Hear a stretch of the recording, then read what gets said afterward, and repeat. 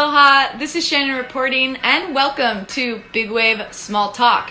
It's a podcast about big waves and how to survive them. This episode is supported by Hurley and Skudin Surf.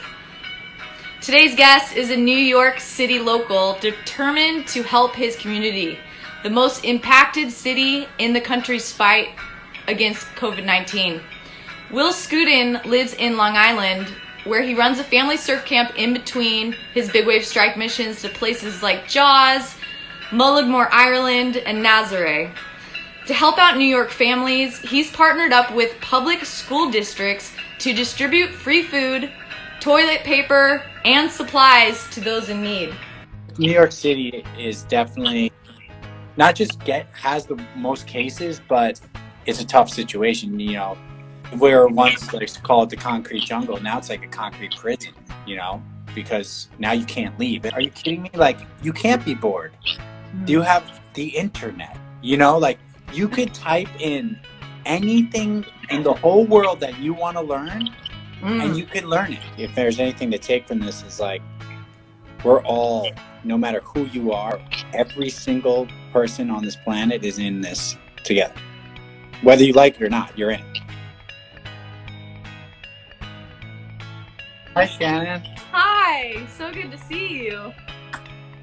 It's good to see you too. Where are you? I'm on the North Shore of Oahu. Nice. At home. Yeah, enjoying the quarantine. Hawaii is closed. Hawaii's off limits, and we're now, just as of last night, we can't leave the rock at all. Like, you can't even go to another island. So wow. If I wanted to go to Maui or wanted to go to the Big Island where the least amount of COVID-19 cases are, we can't. So interesting. That's crazy. Talk about rock fever.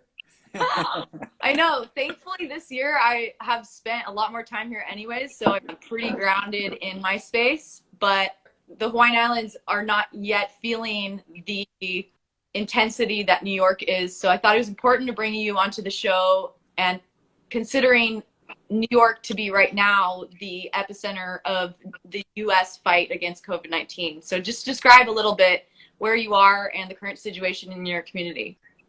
Yeah, I mean, I definitely think Hawaii's, like, first off, Hawaii's doing it right, because if you close all the doors, nothing could get in, right? Unfortunately, that's not the case here in New York. You have 10 million people that live on top of each other. And it's just, you know, it's one of those things where you can't close the faucet completely, no matter how hard you try. So it will leak.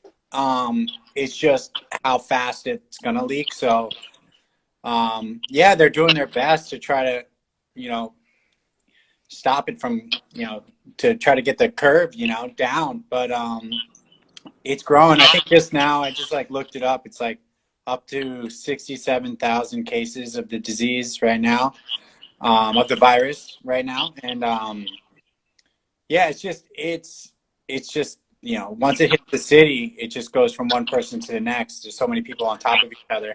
And I think the first couple of weeks, people didn't really, you know, I'm guilty of it. Like, I didn't think much of it. I didn't know we were coming into something like this. So, you know, I think we were all just guilty of not taking it serious. And then now we're on basically lockdown. So yeah, hopefully people take it serious. I spoke to a bunch of my friends in the ER and nurses, and they're just asking people just take it serious. Like, don't mess around. So yeah, there's a lot going on here, a lot of nerves, a lot of people, a lot of different energy. Like, it's just a wild time. I saw the governor of New York issued a nationwide call for doctors and nurses. The last report I saw in the New York Times, there were 76,000 people that volunteered to come to New York. What about people that aren't doctors and nurses? How can they help the New York community? I think the best way to help right now is just stay inside.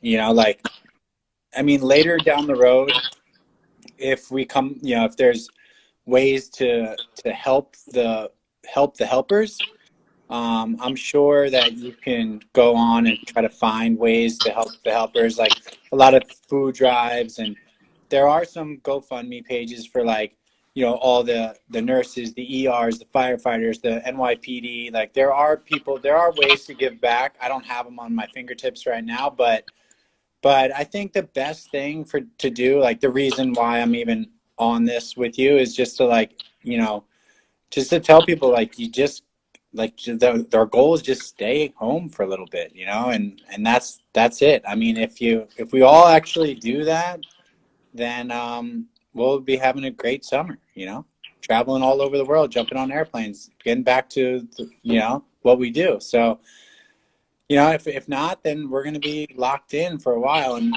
I can't see the mankind being able to be locked in their houses when it's 90 degrees outside and beautiful. So I've been telling people forever how important social media is, and finally they understand now. You've been preaching it for years, yeah. But yeah, I mean, it's pretty wild. I mean, this is like it's so far, like it's like not even, it's not real. It's like it's almost like a Netflix series. I can't believe that something like this could happen, and it just shows you how vulnerable we are, and how important it is that we come together as an Earth. Like people have to come together, like globally, not just like all countries, all cultures. It really pulled everybody. Like a lot of times when crazy things happen in the world, they're really focused on one area, a terrorist attack or whatever it is. But this is like the first time, and who knows how long, that the whole world is getting attacked at the same time by a something you can't see. So I think that's really important. Like if there's anything to take from this, is like we're all, no matter who you are, every single person on this planet is in this together.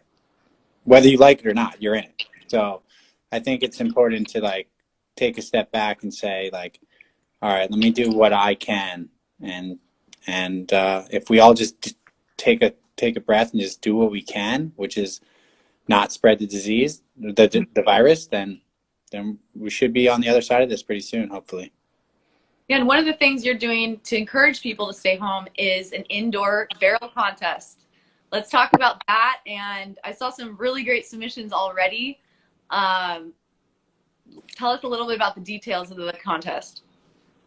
Yeah. So I mean, you got to think about something. You're like, marketing person. Like I'm like, you know what? We got to do something fun. There's a lot of kids in the house, right? Like we're all like trying to take this somewhat serious. I mean, obviously serious, but like we got to keep it. You got to, still be a human, still laugh, still enjoy your life. So there's a lot of kids in our community, especially in the Skudin surf community. So we are really stoked to announce that we're actually partnering with American Dream Mall and opening up an indoor wave pool, like a real one. So we are like days away from opening up that indoor wave pool. No. And I'm like, I always come up with my ideas like when I'm in the shower anyways. But anyways, I'm like, indoor wave pool, we're all stuck indoors. I was like, oh, that would be cool if we do an indoor barrel contest. People have to get creative. Then they win an indoor session. So they'll win, whoever gets like the best, most creative indoor barrel they could shoot at their house, they'll win a session with them and their friends at the wave pool. So it's like a legit award, So I actually pieced together some of the entries if you want to watch it. Yeah, for sure. We'll lighten up the mood a little bit here. We've only been doing this for about like a week now. Look at all these submissions.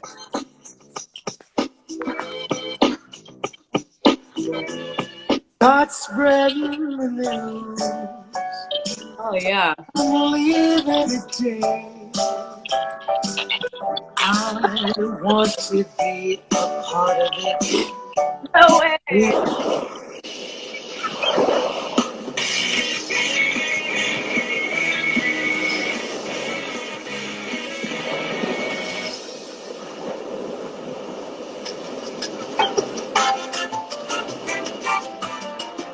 The Tostito getting barreled, yeah.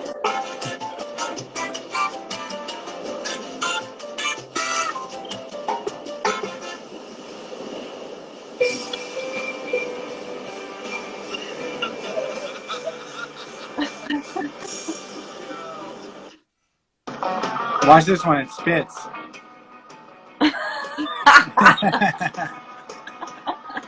There's a couple more. Hold on. Yeah, the target surfing classic. Oh. So pretty classic. So there's a couple. There's one that's definitely like this guy took it to an animation. Like this guy went. Here goes my friend Travis getting barreled with his coffee. But this next one here. I ain't got no friends, so I ain't got no friends. Watch the end of this thing. No. Sick, right? Those are really creative. Yeah, so people are really, they're onto it, you know, it's just getting better and better every day. I think people are like realizing they have more time. So, but this is the actual wave pool itself. Here's some clips of it. So you'll win a session here if you, like whoever. This is in the mall near Long Beach. Right? This is 10 minutes outside of New York City. Wow.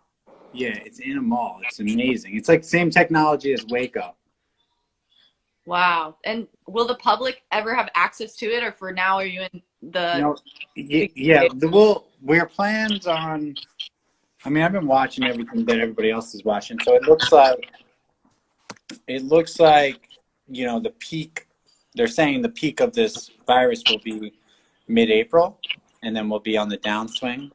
So we're ready to rock and roll. Like hopefully, June 1st for paid clients, and maybe we could start getting in there mid-May just for testing. But I mean, that's the goal right now. I mean, if everybody does their part, then I think we'll probably be back to normal right by summer, hopefully.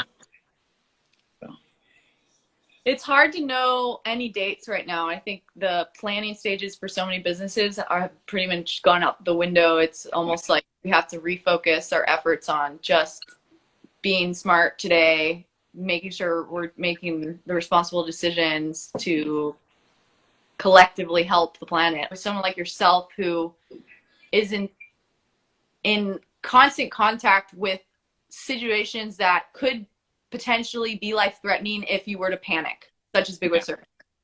So how do you keep a positive mindset and don't let the fear take over? Well, I mean, I was actually thinking this the other day. I'm like, imagine someone that like loves like having plans, like, and like, you know how the people are like, on April 17th, I'm doing this with my friends. So like, I feel so bad for everybody like that right now, because this is like, no one knows what's going to happen tomorrow. So it's like, but yeah, just to handle your fears and like to really just kind of, I know it sounds like cliche, but just one step at a time, like just kind of focus what's in front of you. And the beautiful thing about big wave surfing is like, why I've always been attracted to it is like when you're there, you really can't think about anything else except like what's in front of you, because it's so dangerous and it's like just absorbs every sensory of your body that you can't, like, you're not thinking at all about anything. Like you don't have space in your brain to focus on anything else in your life, because what's in front of you is, the dragon is basically breathing on you. So yeah, like with big wave surfing, it's just like focusing on that moment and just like taking care of what's in front of you. Because if you don't take care of what's in front of you, then you're probably not going to have tomorrow. So if you come into big wave surfing and you're 50, 1 foot in, 1 foot out, then you might not have, the next day. And that's, I guess you can kind of carry that into like what's happening now is like, listen, like if you go into taking this situation serious at 100%, then all of us will have plenty of time to enjoy our lives. But if we sit around and think this is not a big deal, then, it could get really bad. And what I noticed too is it wasn't real until you start knowing people that have it.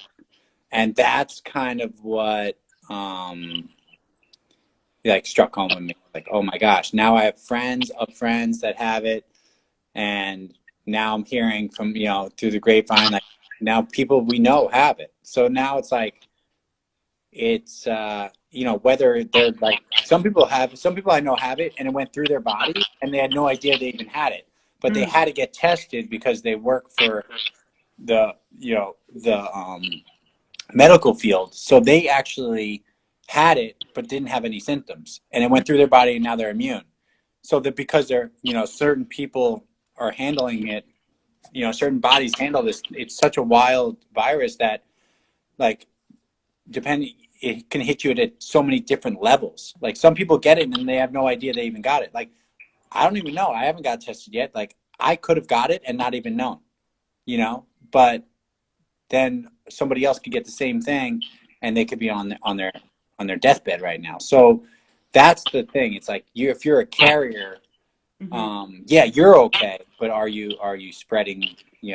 That's the scary part about this virus is everybody's like, oh, I'm fine, but they might be fine, but they might be carrying it everywhere.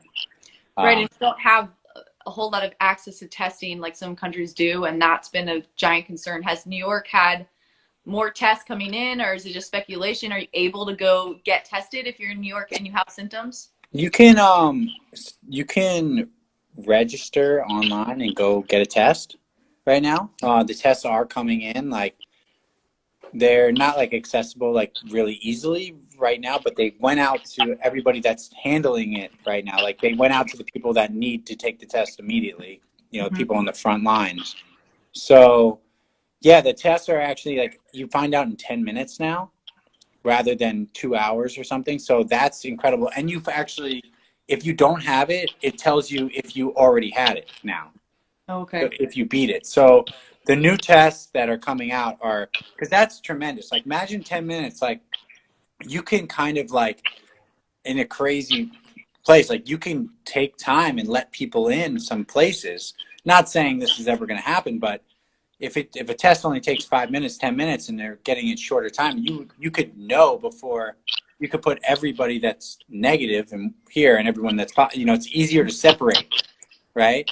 You can even let people into a concert or let people into a restaurant. But I'm not saying you're going to get tested to go into a restaurant, but I'm saying, like, that the quick response tests every 10 minutes are really being able to, like, achieve these goals, because all it takes is one person to walk through a nursing home for 30 people to get it. So it is, the tests are getting better. They're getting here.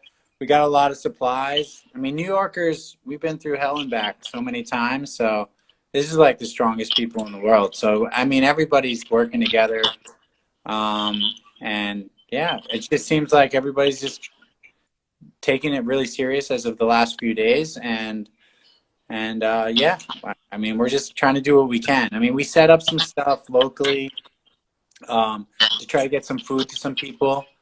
It started where people can grab it, and then obviously that didn't, like, we're not trying to promote people leaving their houses. So, okay. And it was on the boardwalk, and then a lot of people were trying to go to the boardwalk to get away from their houses, but then that's probably where, a lot of the virus was spread. So now we're just doing deliveries for some people, just like canned food and stuff, but I don't know, just trying to do what we can, but at the same time, the best thing to do is just chill. So you're able to drive down and make a delivery. Like, what are the streets in New York like? I've seen some photos that look insane. I'm not sure how far you're going, but the city that is technically the busiest city, at least in the United States, is now a ghost town. Everyone's inside, but I'm actually outside the city. I'm in Long Beach, New York. So mine's more of like where the city meets the sea. So it's a little bit more mellow for us. But yeah, like, everyone, for us, it's kind of funny. Like, everybody is, like, working out in their, like, 10 feet of space outside of their house, So, like, if you were to drive around, you would see, like, it's just so random. Like, there's, like, you go to a corner, someone's doing, like, playing lacrosse on their corner. You go, like, one house over, someone's doing push-ups. You go one house over, someone's, like, skateboarding. You go one house over, like, so everybody's in their little, like, no one's hanging out, but everybody's, like, finding their little outdoor space, For the people in the city, that's definitely tough, because there's a lot of families that are in, apartment complexes and they don't have their outdoor space. And when you do go outside, that's the risk of the virus. So New York City is definitely not just has the most cases, but it's a tough situation. Where once they used to call it the concrete jungle, now it's like a concrete prison. Because now you can't leave. At least before, it's New York City, it's freeing to a lot of people who live in New York City because it's like hiding in plain sight. They like to feel the like it's like if you're swimming with a bunch of fish, you're just flying. You're unseen. It's almost like you're free there. Like a lot of people fall in love with that.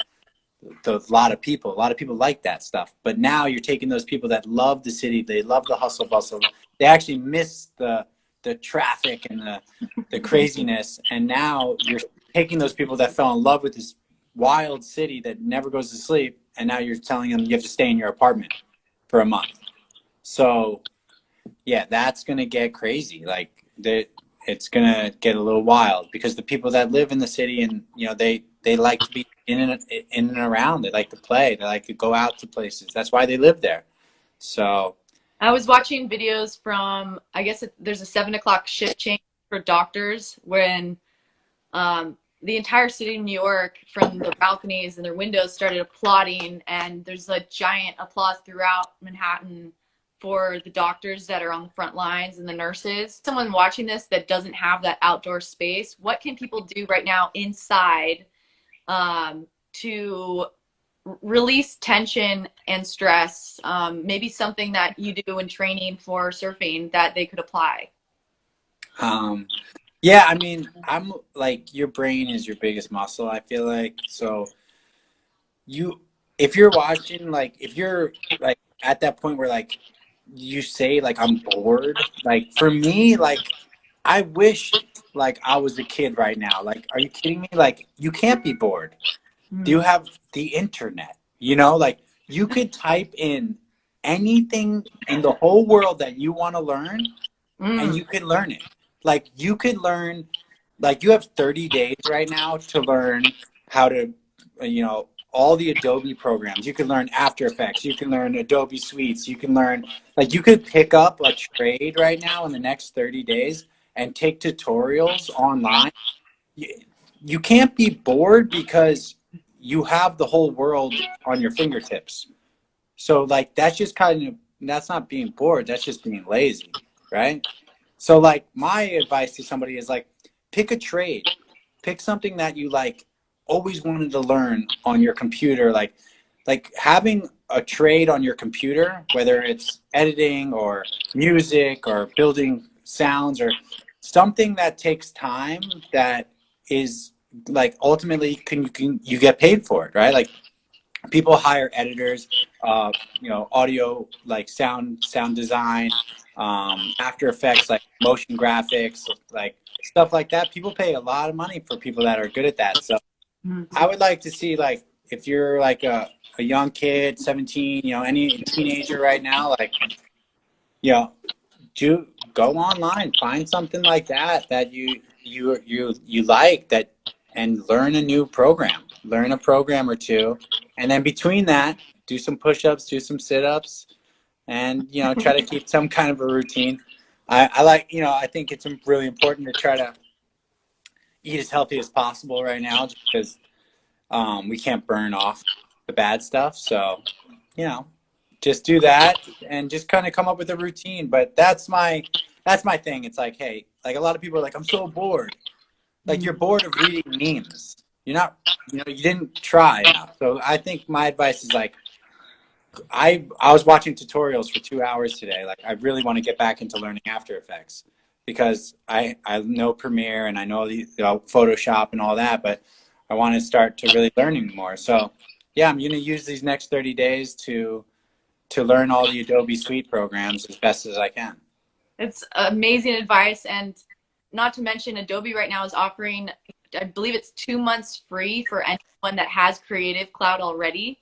So if you can't afford Photoshop or you can't afford InDesign or any of these programs you've been using, video editing software, you can actually go to the Adobe site, go to your account and request assistance, and they will push your bills back. I know, at least in the Hawaiian Islands, a lot of our bills are basically you don't have to necessarily pay them right now, and please like look into each company separately. And if you're watching this and you don't know how you're going to make money for rent or for food, there are government services. I think there's a lot out there. There's a lot of programs out there, and we definitely, I think it's just absolutely great what you said about trying to learn something new. Maybe keep a routine. Also good for anyone on, especially someone like you who is often traveling regularly. Keeping a routine, even in those different places, can help you achieve a lot more and just get grounded in the morning, like whether you're waking up in Mexico or New York or Puerto Rico. Have you seen anything that's happening in Puerto Rico? I know they've been on lockdown pretty early. Have you been in contact with people down there? Yeah, I spoke to my friends and family down there, and yeah, I mean, they're kind of doing what the Hawaii's doing, except they're not allowed to surf. I don't know. Are you guys allowed to surf over there in Hawaii? I'm not endorsing it because there are crowds. At the very beginning when we went into quarantine, the beach was like July 4th. It was like Independence Day, people everywhere. And so that same thing happened in California, and they shut down all the beaches statewide, which becomes a problem for someone that, you know, maybe lives on the beach and wants to walk their dog and can't now. Things that, a lot of different issues that currently we can walk the beach. We're social distancing. Some people are taking it seriously and some aren't, and that's really frustrating. Yeah. I mean, that's definitely, I mean, that's a gray area, you know, like, yeah, you just, that's tricky. It also comes down to like, if there's a certain wave, like say like there's a reef with a takeoff spot in a parking lot, that's like an arena. That's considered like the same as like a, like, you know, a restaurant. Like people go there, they gather there, they go in the water, they sit next to each other in the water. If you have like a massive beach break, like Black's Beach or like something like crazy big, like Long Island, like here in New York, like we have every single, there's not a certain wave in one spot. Like there's so much room that people could spread out, and there's not like one parking lot where everybody parks to go surf that one wave. So it's a real gray area with that. Like there are places around the world where, like, you know, when it comes to one wave and one reef, yeah, I understand why they would have to close it down, just because everybody wants to surf that one wave. But if there's spots that you could spread out, then I don't know. That's a tricky one. That's super tricky. I mean, I'm not telling anybody to go surfing, but like here in Long Island, like I feel like, looks like from what I'm noticing is where we're like all the law enforcement here, and they're really busy. There's a lot going on, and like they expect us to do the right thing, and the last thing they need to do is chase around surfers on the beach. Like we're trying to keep people alive here. I think other places around the world with less cases, like there's more things for the police to do.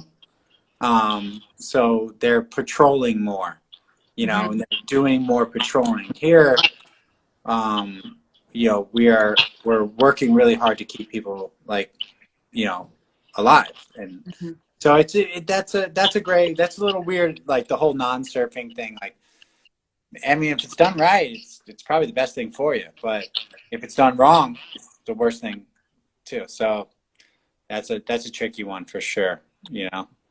And things are changing so fast that what we think today might be safe, tomorrow could be deemed illegal. So I think everyone needs to listen to their local government, which are all handling this differently depending on the situation in your community, which I think just brings it back to just being responsible, that this is a global issue. What we do today is going to affect what happens tomorrow, and being an ambassador. Sorry to interrupt you. You reading some of these comments? A lot of them. How about this guy? OBX wide open for the locals. A Enjoy lot of people that. ask you if they can go to the New York beaches and what the scene is there. I think everybody just stay at home. That's the deal. Stay at home. You know, I went for a walk on the beach with my girlfriend. You know, just now we have a little private access.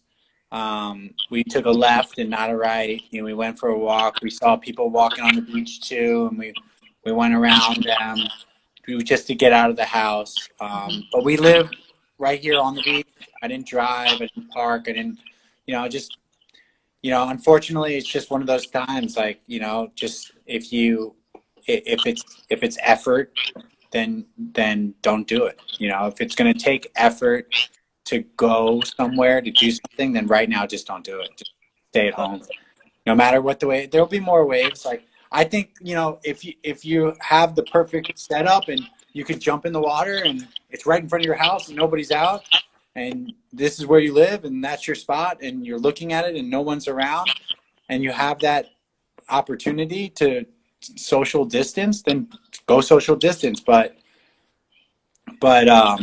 not like, you know, I don't know. It's hard to like give people advice. Like, because I could be saying this, and then next thing you know, the cops are shutting us down over here. So I don't know. I think that time will tell. But yeah, just as long as people stay home and just, you know, try to do some kind of exercises and stay at home right now. Try not to use the car that much. Yeah, that's the thing. You know, just do what you can.